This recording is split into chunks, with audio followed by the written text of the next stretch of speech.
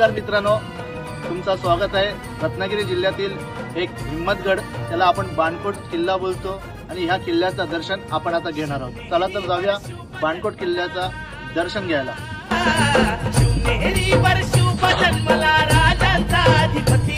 साऱ्या राजांचा अधिपती दैवत छत्रपती न आमचं दैवत छत्रपती, दैवत छत्रपती न आमचं दैवत छत्रपती।